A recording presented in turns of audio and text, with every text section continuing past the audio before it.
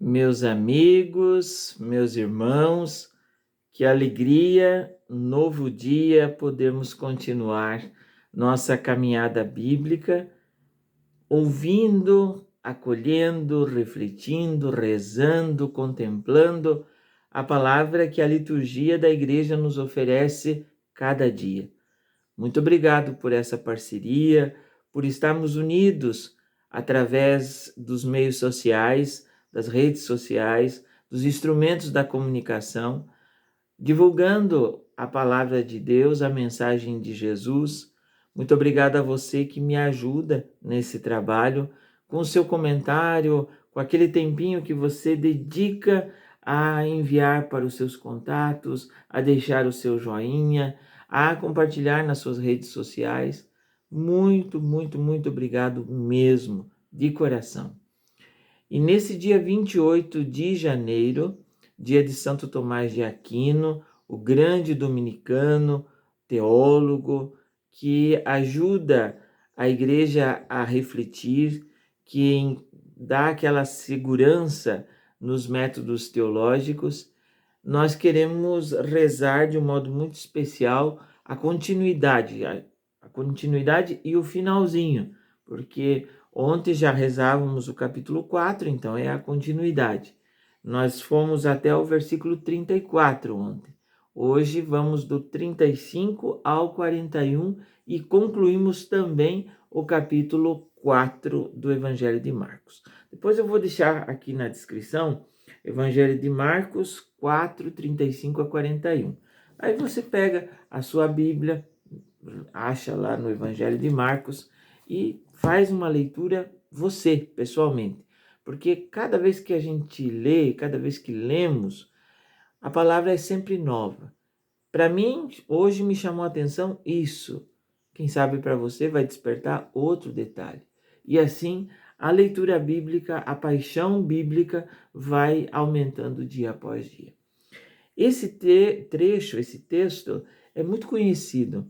É o texto em que Jesus acalma a tempestade, conforme a narrativa de Marcos.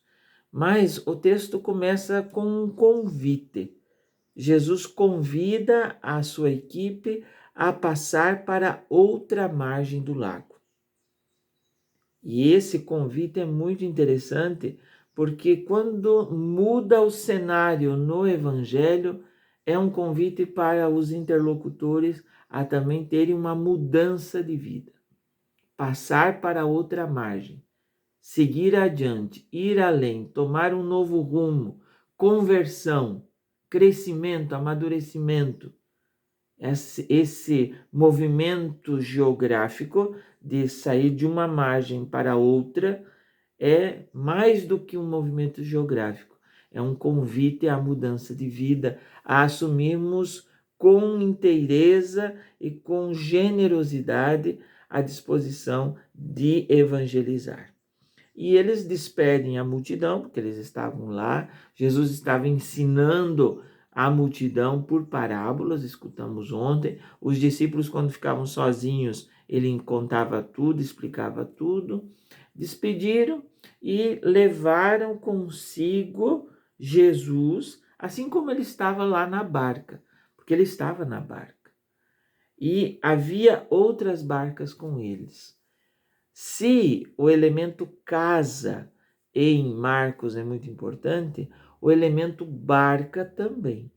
A casa é a dimensão pessoal, familiar, que depois Jesus alargou com com a chegada da sua mãe e dos seus parentes. E agora o elemento barca sempre recorda a comunidade. E veja que era uma rede de comunidades. E se pensamos ecumenicamente, era uma rede de pequenas igrejas. No tempo que nós estamos, precisamos ter um respeito muito grande com as comunhões que vão além da comunhão católica. Não podemos ter um olhar de desprezo, um olhar de superioridade. Não, somos todos irmãos. Havia outras barcas. Eu gosto de pensar que eram redes de comunidades, porque Marcos é o comecinho, é 30, 40 anos depois da morte de Jesus, e já estavam se formando comunidades ao redor da palavra e do testemunho da ressurreição dado pelos apóstolos e por aqueles que aderiam à fé. Então, essas barcas, ao atravessarem, começaram a enfrentar uma ventania muito forte, tão forte que as ondas do lago começavam a entrar na barca. A ventania é o reflexo da realidade do ano 70 que as comunidades estavam passando.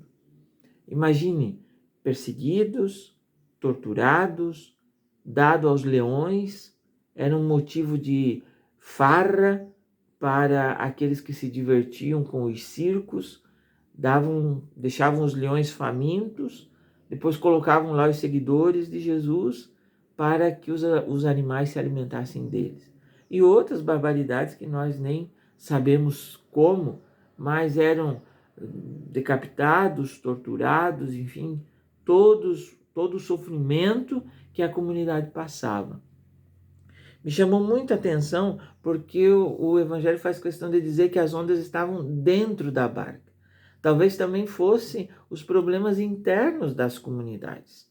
Já começavam a aparecer os anticristo, que depois foi identificado com o diabo, mas mais do que isso, o anticristo era aqueles que iam contra o ensinamento de Cristo, que queriam impor certas regras que o Evangelho não tinha, que eram da mentalidade pura e simplesmente daquele grupo, e que isso começava a causar divisão nas comunidades. Então, eles estavam vendo que a barca estava enchendo d'água, que eles iam perecer, eles se lembram que Jesus está na parte de trás. E aí que é o detalhe. Quando Jesus não vai à nossa frente, quando ele fica, ele pode até ir conosco, mas se ele fica na parte de trás, dá a impressão que ele está dormindo.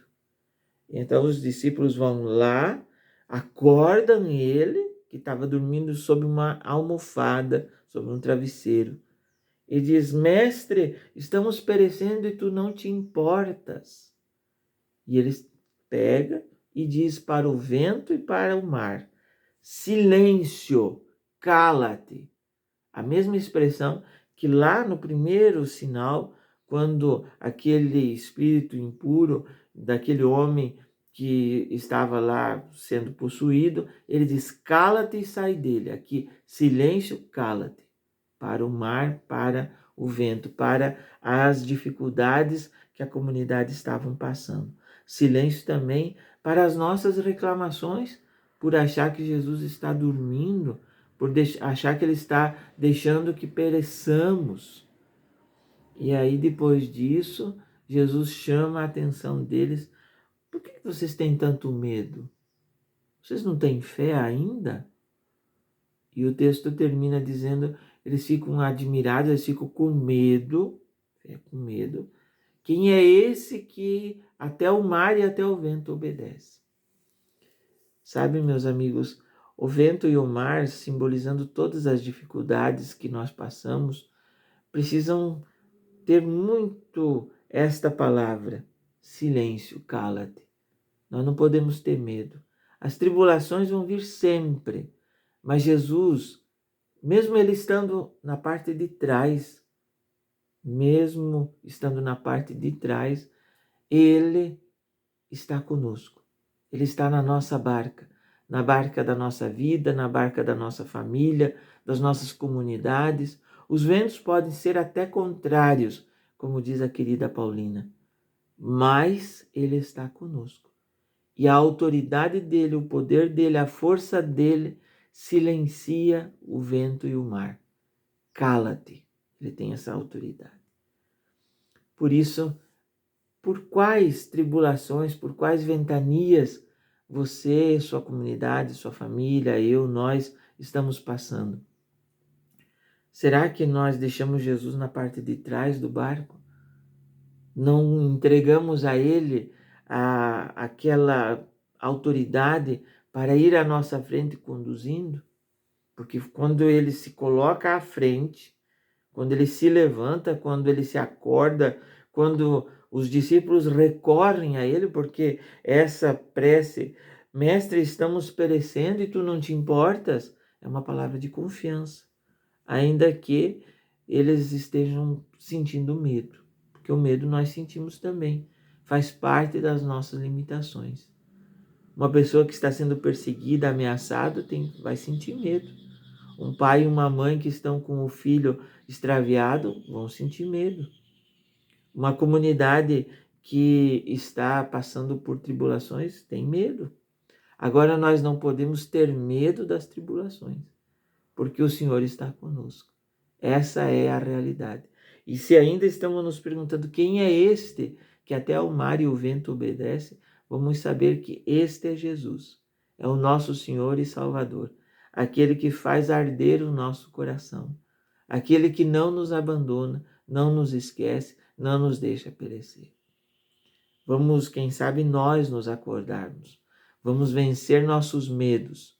E esse momento de oração todos os dias é para justamente fortalecer os nossos medos. Não para aumentá-los, mas para termos força de superá-los.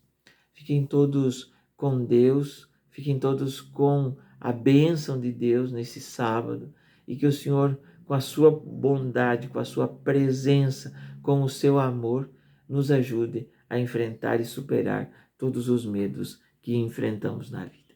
Um grande abraço e até amanhã. Fiquem com Deus.